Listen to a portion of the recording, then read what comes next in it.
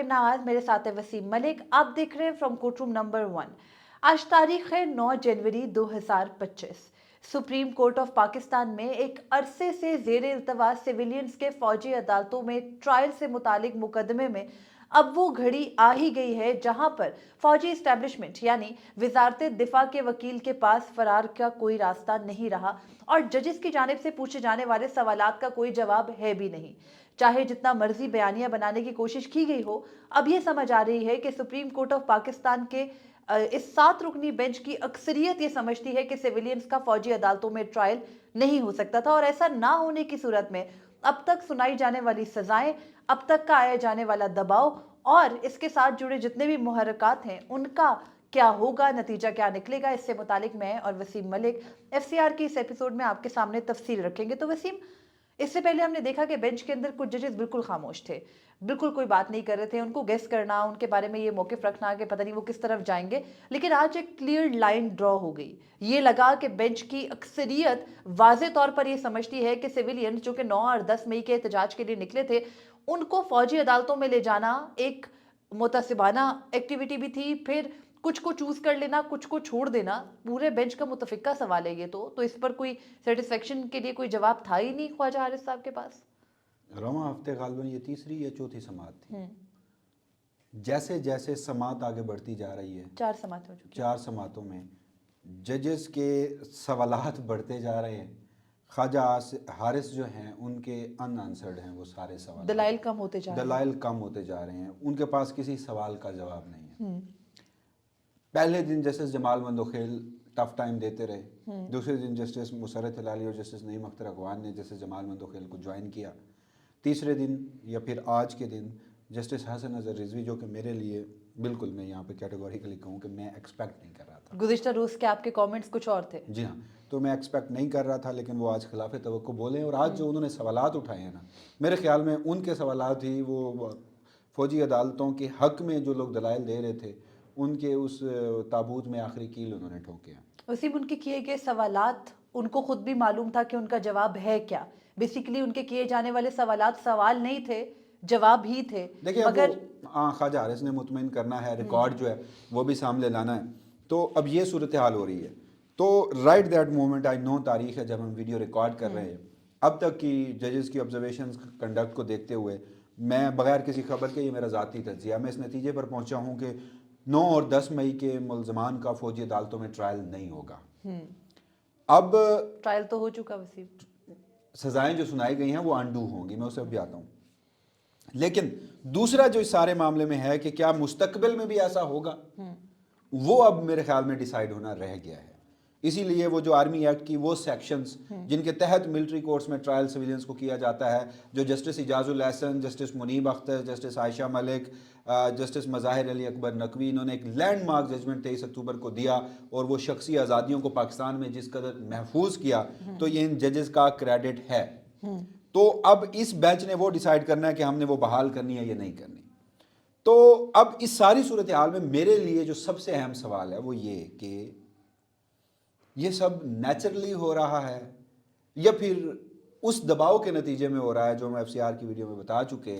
वसीम, अगर आपको हम सिर्फ रिमाइंड करवा दें कि जब 26 दिसंबर को सजाएं सुनाई गई थी और उससे पहले यूरोपीय यूनियन, बरतानिया और अमेरिका ने रिस्पांस दिया था और सख्त रिस्पांस था और पाकिस्तान का जीएसपी प्लस स्टेटस के ऊपर थोड़े सवालात उठने शुरू हो गए थे और बाकायदा यूरोपीय यूनियन ने कहा था कि पाकिस्तान जीएसपी प्लस स्टेटस के तहत जिन 27 मुआहिदों पर दस्तखत करता है, फौजी अदालतों से सजाएं सुनाकर कहीं ना कहीं उनकी खिलाफ वर्जी है और पाकिस्तान रिव्यू में जा सकता है। तो वो एक बहुत बड़ा मसला है। पाकिस्तान को एक अरसा लगा जीएसपी प्लस स्टेटस वापस लेने में। तो अब जहां पाकिस्तान मुआशी तौर पर बहुत स्ट्रगल कर रहा था, वहीं पर फौजी इस्टेब्लिशमेंट अपने एक बयानिए की जीत के लिए इतनी आगे नहीं जा सकती थी। मगर बहरहाल जो टुकड़ों टुकड़ों में कर सजाएं सुनानी थी, एक साथ 60 सजाएं सुनाई गई और उसके बाद हमने देखा कि 2 जनवरी 2025 यानी इस साल के आगाज में आर्मी चीफ की रहम की अपील के बाद बाकायदा उनको माफिया भी मिली। मगर वसीम और मैं एफसीआर की इस वीडियो के अंदर, जो कि 26 को गालिबन हमने की थी, 26 दिसंबर को, ये बात बहुत तफसील के साथ डिस्कस कर चुके हैं कि फौजी इस्टेब्लिशमेंट के लिए बेहतरीन वे आउट ये है कि सुप्रीम कोर्ट ऑफ पाकिस्तान का उनका अपना बनाया गया आईनी बेंच बैठकर ये डिक्लेयर कर दे कि सिविलियंस का फौजी अदालतों में ट्रायल नहीं हो सकता इस तरह से एक वे आउट ये भी हो जाएगा कि आपने तो सजाएं सुना दी, आपने बयानिया बनाया, आपकी बयानिए की आपकी नज़र में जीत हो गई, मगर दूसरी जानिब आप दुनिया को ये बता सकेंगे कि पाकिस्तान के अंदर आज़ादाना अदालतें मौजूद हैं। बेशक 26वीं तरमीम हुई मगर अदालतें आज़ाद हैं और अपने मौक़िफ़ को बाकायदा जो बुनियादी इंसानी हकूक़ पर अपना हल्फ है जजेस उसके मुताबिक जो है वो डिफेंड कर सकते हैं। तो ये एक वे आउट वसीम की राय थी और उस वक्त भी मुझे शक था कि वो जजेस इतनी हिम्मत नहीं करेंगे, मगर अब हम देख रहे हैं कि बेंच की मेजॉरिटी, क्रेडिट देना बनता है कि बेंच की मेजॉरिटी उस तरफ जा रही है। और जस्टिस मोहम्मद अली मजहर ने भी आज सवाल उठा दिया, क्योंकि वो ज़्यादा टाइम जो ख्वाजा हारिस है उन्हीं का दिफा करते रहते हैं। वो क्या कहते हैं, एहतमाम हुज्जत में उन्होंने ये सवाल ज़रूर पूछ लिया, लेकिन अभी भी मैं कह रहा हूँ कि मेरे लिए ये डिसाइड करना मुश्किल हो रहा है कि ये नेचुरली हो रहा है या उस तरीके से जो आपने अभी बताया।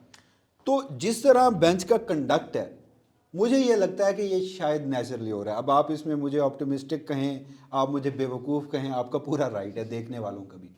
लेकिन मुझे ये लग रहा है कि इस मुल्क की फौजी इस्टेब्लिशमेंट ने 26वीं आईनी तरमीम करवाई, वफाकी हुकूमत के साथ मिलकर अपनी मर्जी का आईनी बेंच बनाया, जस्टिस जो मंसूर अली शाह हैं उनका रास्ता रोका, लेकिन उस सब के बावजूद उनका अपना बेंच जो है वो उनके गले पड़ रहा है। उसकी एक बुनियादी वजह है, इन जजेस ने सारी ज़िंदगी जुडिशरी में गुजारी है। हर शख्स काजी फैजीसा नहीं होता कि वो इस हद तक चला जाए कि बड़ी माजरत के साथ वो लफ्ज़ में इस्तेमाल नहीं करता कि वो खुद को एक्सपोज कर दे। तो जब ये जजमेंट लिखा जा रहा होगा तो उसमें रीजनिंग भी देनी होगी। अब तक जितने भी सवालात हुए, आइन के आर्टिकल 175 3 ट्राइकॉटमी ऑफ पावर अख्तियारात की तकसीम से मुतालिक जस्टिस जमाल मंदोखेल ने पूछा, ख्वाजा हारिस के पास कोई जवाब नहीं है। बुनियादी इंसानी हकूक से मुतालिक पूछा, ख्वाजा हारिस के पास कोई जवाब नहीं है। सुप्रीम कोर्ट की 23 अक्टूबर की जजमेंट के बारे में पूछा, ख्वाजा हारिस के पास कोई जवाब नहीं है। जजेस पूछते हैं कि अच्छा हम अजम्पशन कर लेते हैं कि एक शख्स जो है वो रोकने के बावजूद चौकी पर पहुंच जाता है, तो फिर भी आप उन्हें फौजी ट्रायल करेंगे, ख्वाजा हारिस के पास कोई जवाब नहीं है। तो ये जो आपने शुरू में फिक्रा इस्तेमाल किया था कि फरार का रास्ता नहीं बचा ख्वाजा हारिस के लिए, इस बेंच के सामने जवाब ना देने की सूरत में अगर वो अपने हक में फैसला ले सकें, तो मुझे कहीं ना कहीं लगता है कि ये नेचुरली है। लेकिन अगर इसके पीछे वो वजह है तो वो भी मुमकिन तौर पर हो सकती है। वैसे में एक एस्पेक्ट तो वैसे इस केस का ये भी है कि जो ओरिजिनल मरकजी केस था उसको अटॉर्नी जनरल डिफेंड कर रहे थे और उन्होंने बड़ी कोशिश की जजेस के सामने। वो ख्वाजा हारिस की तरह ये नहीं कर रहे थे कि मैं बाद में जवाब दूंगा, वो कहते थे सर ऐसे नहीं है तो फलां शिक को फलां के साथ जोड़कर देखें तो बनता है, इनका होना चाहिए फौजी ट्रायल, कोई मुमानियत नहीं है। मगर फिर हुकूमत वक्त ने और इस वक्त की फौजी इस्टेब्लिशमेंट ने सोचा कि वो करोड़ों का वकील हायर करें, प्राइवेट वकील। अगर आपने साबिक चीफ जस्टिस काजी फरीसा की बात की तो वो अक्सर केसेस में कहते थे कि क्या ज़रूरत है हुकूमत को प्राइवेट काउंसिल्स करने की। वो पीटीआई के दौर में कहते थे, वो पीटीआई के दौर में कहते थे, मगर उनके सामने भी प्राइवेट काउंसिल्स पेश होती नहीं। और अब भी अटॉर्नी जनरल की जगह ख्वाजा हारिस यहाँ खड़े होकर डिफेंड करने की नाकाम कोशिश कर रहे हैं, उनसे हो नहीं पा रहा। तो फिर यही जैसे शाहिद वहीद ने वजारत दिफा के ऊपर भी यही सवाल किया था कि आपका लोकस स्टैंड आई क्या है, हाँ, आपका हक दावा कैसे बनता है, ये तो शाहिद हुकूमत वहीद का अब आईनी बेंच में शामिल नहीं है। और दूसरी बात, लेकिन उनकी हिमायत की थी जिस जैसे शख्स शायद का आप बिलाल ने। नाम ले रही हैं तो अब उसके गोल बड़े हैं। अब ये अटॉर्नी जनरल ऑफ पाकिस्तान की पोस्ट महज एक फिलहाल जब तक वो किसी और क्या कहेंगे उसको, एक सेटअप नहीं आ जाता, सेटअप उसके क्या, अंदर या कहीं किसी एडजस्ट एक नहीं हो और जाते। ओहदे पर एडजस्ट नहीं होते, तो ये उन्होंने मेरे ख्याल में एजाजी तौर पर अपने पास रखी है, अदालतों में पेश भी नहीं होते। एडिशनल अटॉर्नी जनरल जो है वो पेश हो रहे होते हैं। तो अगर तो ये सिस्टम यही रहा, कोई बहुत बड़ी तब्दीली ना आई जो हम फिलहाल मुज़ाकरात के हवाले से और अमेरिकन और बाहर के दबाव के हवाले से एक्सपेक्ट कर रहे हैं, तो फिर मुमकिन तौर पर वो मुस्तकबिल के PMLN के सेनेटर हो सकते हैं। उनके भाई जो हैं वो उनकी जो हल्का है वहाँ से वो पहले वर्किंग शुरू कर चुके हैं, वहाँ पर वो कुछ तरक्याती स्कीमें भी ले जा चुके हैं, लोगों के इकट्ठ से वो खिताब भी कर चुके हैं। तो अब वो अटॉर्नी जनरल ऑफ पाकिस्तान नहीं रहे प्रैक्टिकली, और मुमकिन तौर पर वो सेनेटर हो सकते हैं। अगर सेनेटर नाम भी हुए तो वो तो ये दावा करते हैं, लेकिन एक अटॉर्नी जनरल का कोई काम नहीं होता बाय लॉ किसी भी किस्म की सियासी एक्टिविटी में इन्वॉल्व होने का। तो एक अटॉर्नी जनरल का ये भी काम नहीं होता कि वो बाय लॉ फौजी अदालतों को डिफेंड करेगा।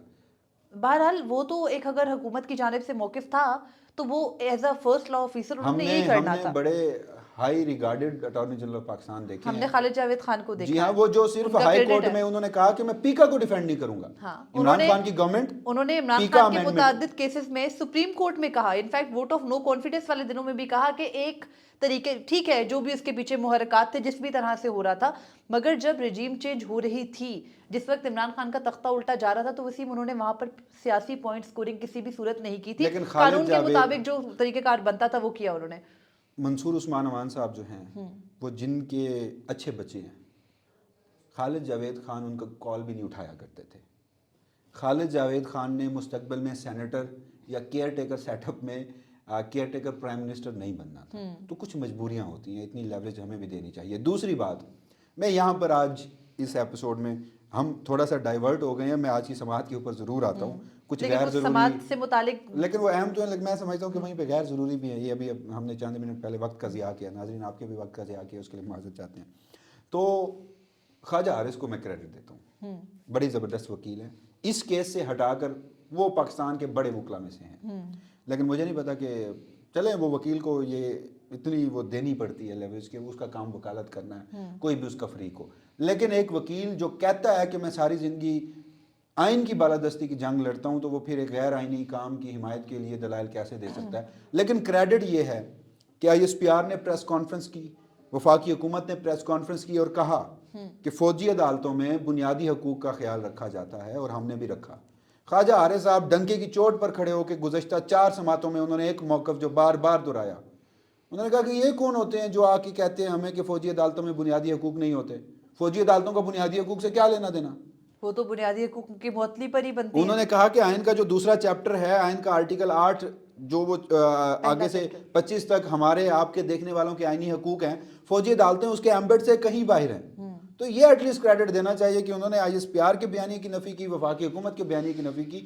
وہ اپنی وکالت میں اس حد تک تو وہ یہ ہیں میرے خیال میں انڈیپینڈنٹ ہیں. شاید وہ جس شخصیت کے بارے میں ہم کہہ رہے تھے وہ یہ بھی نہ کر پاتے، وہ اسی لائن کو ٹو کرتے.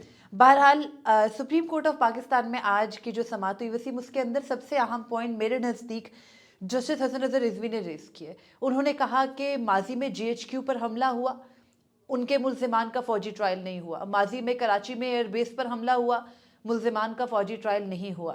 طیارہ سازش کیس ہوا، ملزمان کا فوجی ٹرائل نہیں ہوا. پھر اس کے علاوہ متعدد بار انہوں نے کہا کراچی میں ایک کورین طیارہ حادثہ تھا، اس میں جانوں کا ضیاع ہوا، فوجی ٹرائل ملزمان کا نہیں ہوا. تو پھر اب ملزمان کا فوجی ٹرائل کیوں کرنا پڑا؟ اب تو وہ حالات بھی نہیں تھے، وہ تو دہشت گرد بھی نہیں ہے. وجہ میں آپ کو بتا دیتا ہوں، آئین اور قانون کے مطابق تو جسٹس حسن اظہر رضوی کا سوال بالکل ویلڈ ہے، اور اس کا جواب بھی خواجہ حارث کے پاس نہیں ہے.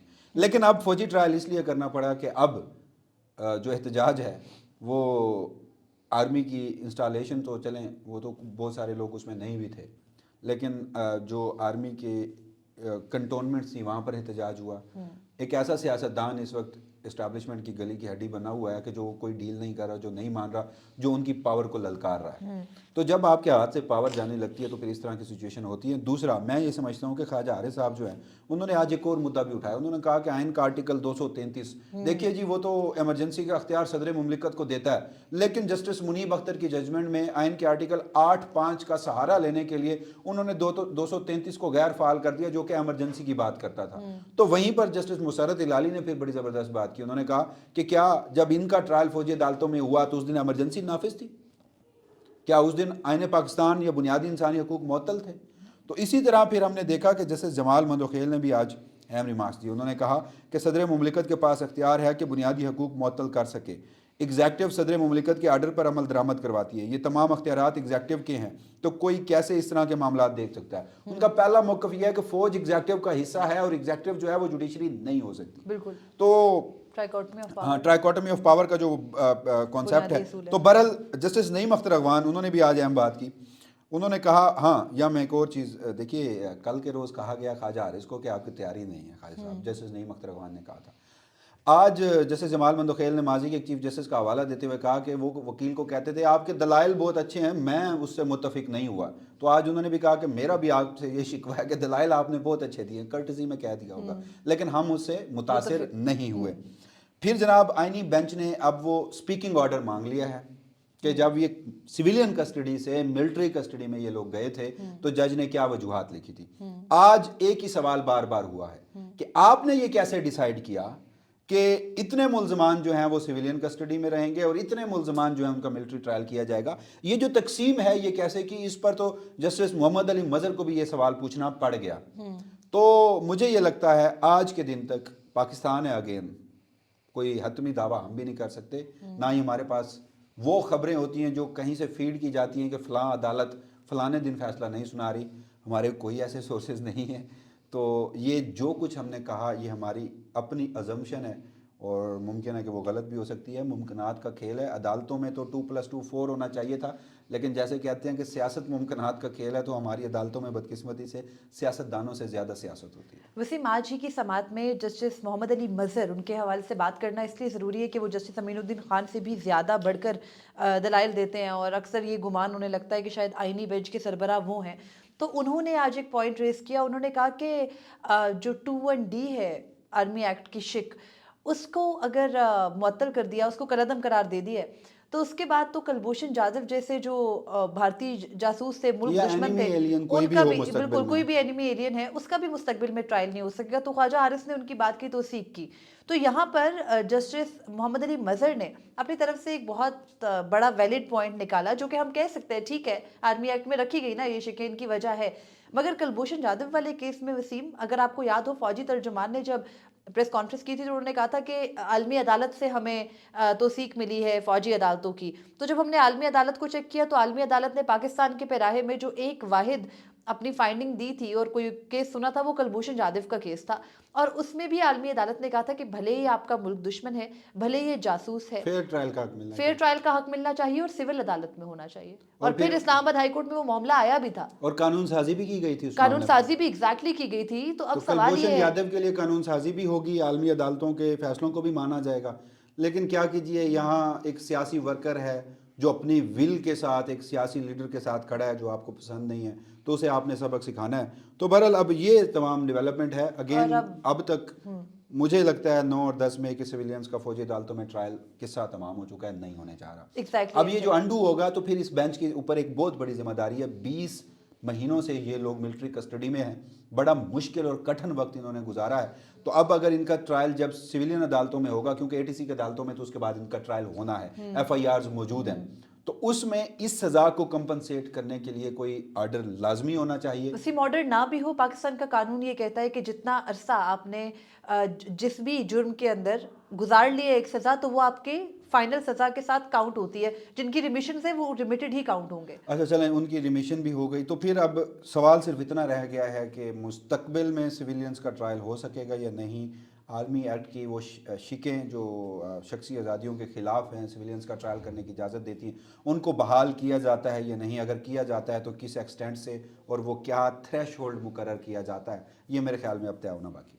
بالکل ایسے ہی ہے. اور اس سب کے ساتھ جڑا ہے عمران خان کا بھی ملٹری ٹرائل, جس کے حوالے سے بڑا چیخ چیخ کے یہ حکومت کہتی رہی, اور سپریم کورٹ کے اس ایک فیصلے سے وہ در بھی بند ہو جائے گا. وہ ہم نے متعدد وجوہات بھی بتائیں. دیکھیے وہ اب بھی اس لمحے بھی اگر یہ ٹرائل کی اجازت وسیم, اس کے بعد بھی یہ بات کرتے رہے, مگر وہ جو ایک بار بار بات کہی جاتی ہے, ایک پرسیپشن کریٹ کی گئی ہے پچھلے 1-1.5 سال میں, وہ دفن ہوتی ہوئی نظر آ رہی ہے مکمل طور پر سپریم کورٹ کے اس آرڈر کے بعد. مگر کل بھی اس مقدمے کی سماعت جاری رہے گی. مجھے اور وسیم ملک کو تب تک دیجیے اجازت. اللہ حافظ. اپنے فیڈ بیک سے ضرور آگاہ کیجیے گا.